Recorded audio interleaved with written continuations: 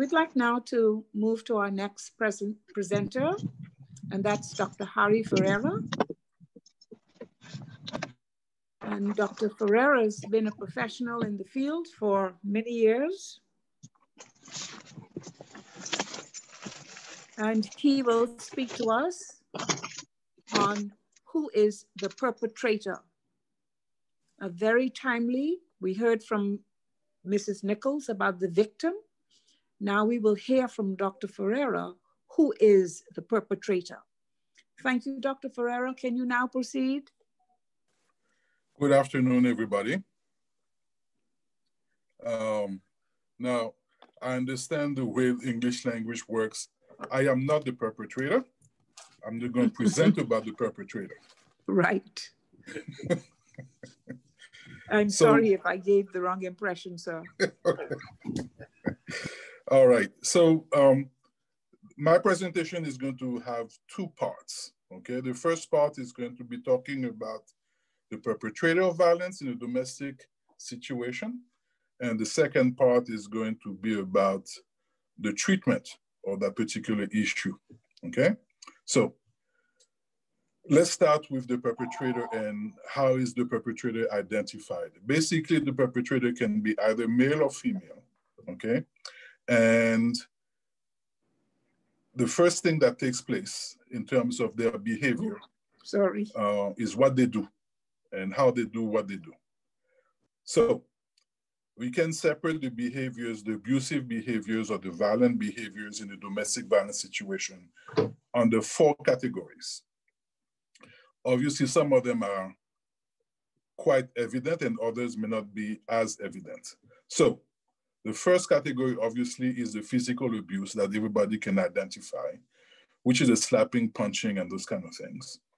The second one is the sexual abuse, which basically covers all four sexual behaviors. And the third one is the psychological abuse, which include insults, put downs, control, threats or to inflict harm, suicide, or homicide. And the fourth one is the destruction of pet or property. And this is basically when the perpetrator breaks and destroys things that are of value to the person who is the recipient of the abuse. Now, looking at these four categories, what happens is that the physical abuse and the sexual abuse, males are overly represented in those categories. And basically, it has to do with the power differential.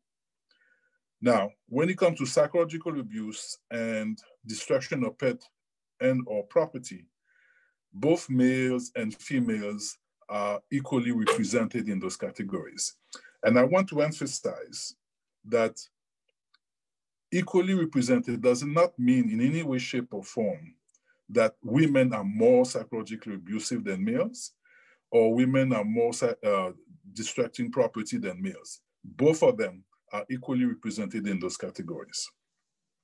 So, having identified the behaviors, let's move on to the kind of emotions that people who are perpetrators of violence in a domestic situation, what kind of emotions do they have?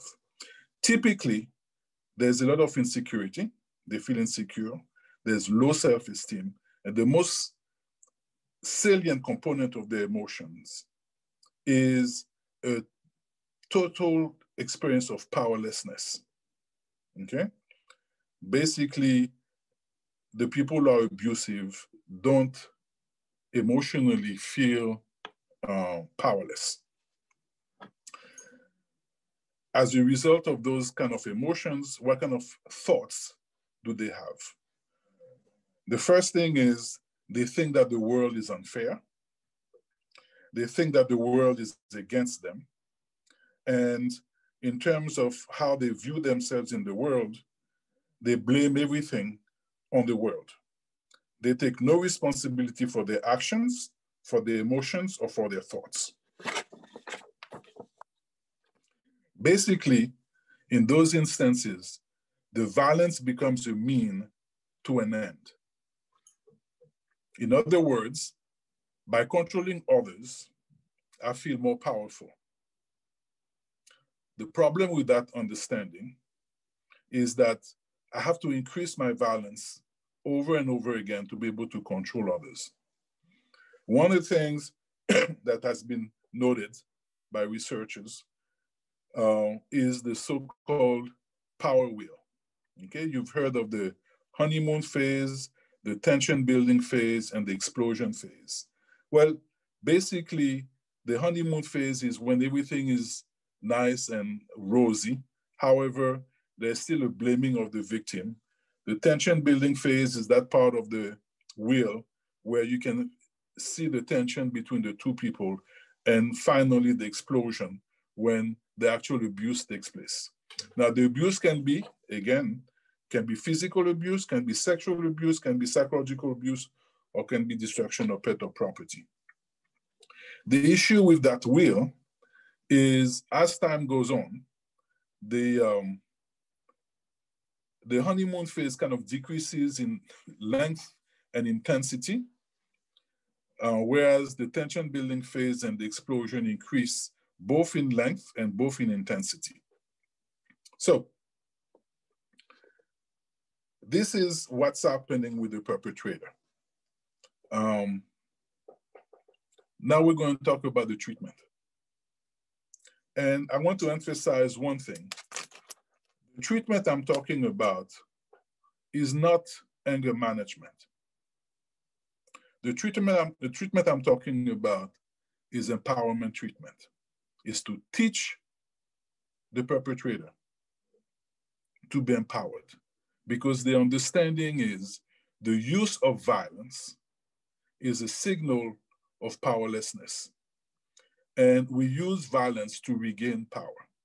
So if that understanding is correct, then the treatment is going to follow that we're going to teach these individuals to empower themselves. So when we look at anger, because anger appears to be one of the fuels for this, anger covers up powerlessness. That's the secondary emotion that covers powerlessness. So we use anger to cover powerlessness so we feel more powerful. So we can do a number of things with anger, and basically 3 things. We can stuff the anger, we can escalate the anger, or we can redirect the anger. So violence is a learned behavior. Since it is learned, we can learn something else. What is the treatment for violence? The first step, and I think it's important to understand, is that violence is not okay. The treatment I'm going to talk about works for people for whom violence is an issue, is a problem. There are some people who enjoy being violent. The treatment I'm going to talk about does not address this kind of people. Okay?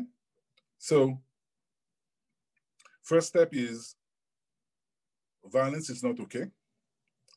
The second step is to change the mindset. And changing the mindset basically means teaching the individual to understand the world very differently. Teaching the individual that they do have power in the world, to show them how they have power in the world, and not by controlling others, but by controlling themselves. The other step is to learn to understand their emotions, and basically is to develop a high emotional quotient. And basically those individuals learn about their emotions. They learn about themselves. They learn about the warning signals. They learn that anger is a signal, it's a warning signal to other kind of emotions. And once they understand those emotions, they can do something about those emotions. And they learn techniques. They learn timeout techniques, they learn relaxation techniques, they learn to use I statements, and they learn to differentiate between their emotions and their thoughts. So, anger is an emotion. There's nothing the matter with anger. What is the problem with anger is what we do with it. We can do positive things with it by using anger to understand ourselves better, by using anger to marshal energy, or we can use anger in a negative way. And we can use anger to attack others, to destroy others. However, the big thing is to learn different ways to deal with ourselves. So the program in itself is basically about being empowered, learning about oneself, and hopefully providing a model for our families and our children. And this is my presentation. Thank you.